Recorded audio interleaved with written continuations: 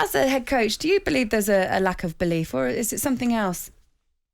Look, I don't think there's a lack of belief. We're coming on the back of a very successful Australian tour where we've beat a good Australian side 2-1 in their backyard. On Sunday, we dominated possession, dominated territory, and we just had an inability to convert that pressure to points.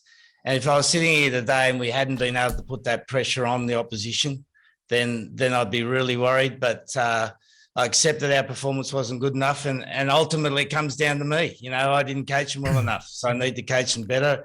I accept that 100%, and certainly this week we'll play a lot better than we did last week. Ed, I want to ask you, mate, I mean, the first thing I would ask you the question, has the gap really, really closed now? I'm talking particularly about Argentina, who clearly have benefited from the Southern Hemisphere exposure. I mean, we know they went to the New Zealand and won. They beat Scotland in the series, so there's been a serious improvement. So I'm guessing the gap has closed. So that's my first question to you. But secondly, how do you get the balance as a coach in terms of the preparation for the World Cup, which is obviously priority, and getting results right and build up games like the autumn internationals? Yeah, no, two good questions, mate. If I use the analogy of the Scottish Premiership in football, where you got Rangers and Celtic miles ahead, then you got a group of countries underneath that. And what we've got in rugby at the moment is, as opposed to the 2015 to 2019, where we had New Zealand miles ahead winning at 92% and all the rest of the teams around the 70%. Now you've got a cluster of teams all around that 70, 65%. Yeah. There's about 6 or 7 teams, and it's really competitive. At the moment, Ireland and France have probably got their nose in front, but there's a cluster of teams of which we're part of it, and now our job is to break that cluster. The second part is that that's the balancing act, and probably on Sunday, in reflection, Ali, I got that wrong. Mm-hmm. We're trying to develop a dual type of games where we can play our normal power game, go up the middle, traditional England rugby, and then be able to play a little bit with more subtlety. And, we dominated territory, dominated possession, had twice as many rucks as they did, but we weren't able to convert that to points. And we want to keep doing that. And sometimes that's going to cause a bit of pain, but it's important for us to get that right towards the World Cup. Eddie, how do you deal with defeats after the game? Game to football, some managers would have a go at players or say you're not doing your job, or would you go away and look back at the video and maybe get the team into an area and go through the game why it went wrong? Oh, mate, the longer I've coached, the more I realise that if there's hardly a player I would have coached in the 25 years that doesn't want to be the best player he can be, and doesn't want to be in the best team he can be. So if they're not playing at the best, ultimately it comes down to the coaches, and it comes down to me, that we haven't given the right message, maybe haven't given the right environment, haven't put the right thoughts in their head. So what we've done over the last couple of days is just reflected on what we've done as coaches and see how we can improve it, mate. Go on, I'm just going to say, sorry, Laura's going to come in now. I want to ask you about a partnership midfield that would certainly, I would think, excite England fans, would be Owen Farrell and Marcus Smith. How much potential do you see there? Oh, fantastic, mate. We're only right at the tip of it. They've played 4 tests. Marcus is a young guy who's played only 14 tests, and you just have a look at New Zealand, Richie Mwanga, who was the brightest young thing on the horizon 3 or 4 years ago. He's now into his 50th test and now starting to play with the consistency that New Zealand want. Those positions are difficult positions to play, so we're really pleased with Marcus.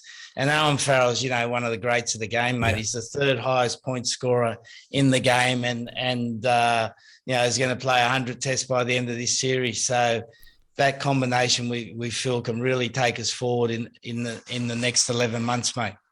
Eddie, I've got to put these comments to you because from coach to former coach, Sir Clive Woodward has been quite harsh in his comments about the weekend. He said he was sitting in the stands as a fan on Sunday for the first time in a long time, while it was totally underwhelming and frankly an awful experience. England's performance was so bad, everyone was bored out of the brains. I don't know if you've read those comments or heard about those comments before, but what would you say to those? Well, it's a great thing about living in democracy, isn't it?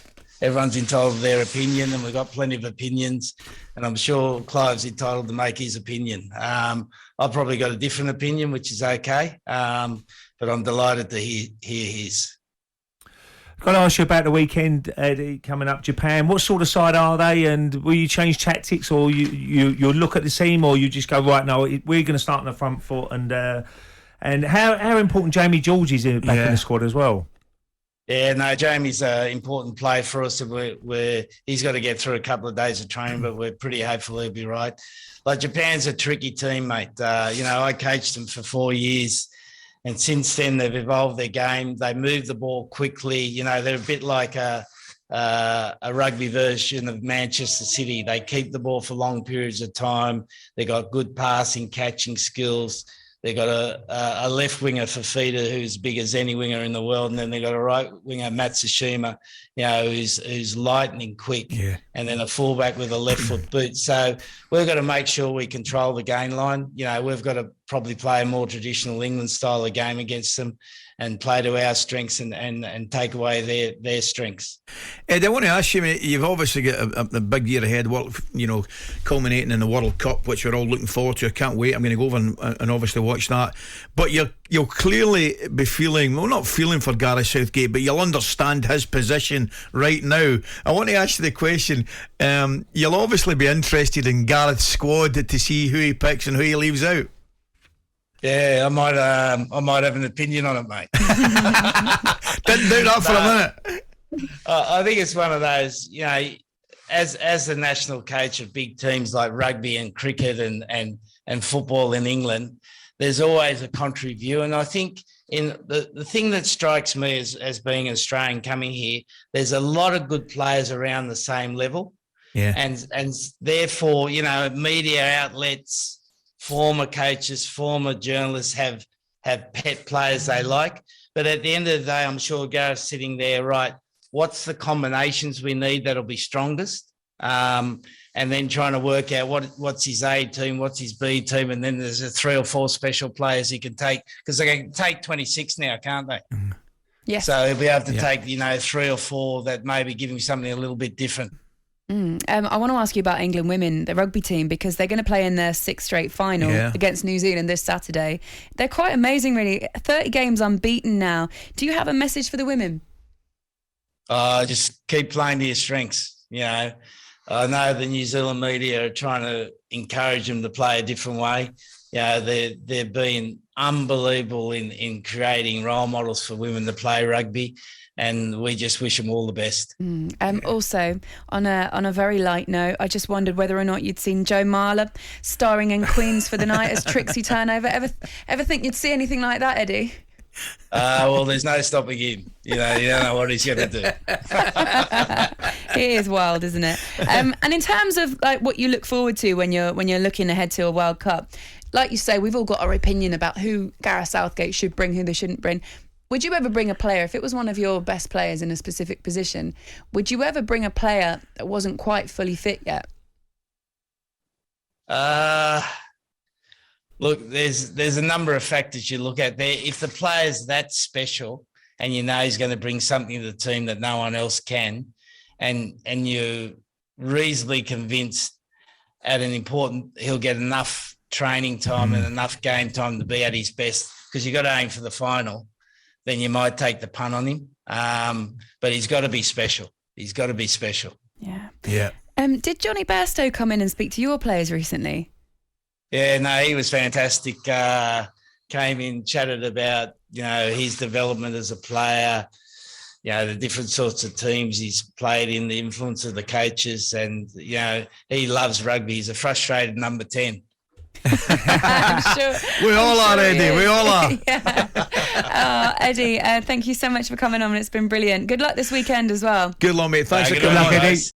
talkSPORT Breakfast with Laura Woods, Monday to Wednesday mornings 6 till 10 on AM, on DAB, via the talkSPORT app and on your smart speaker. talkSPORT.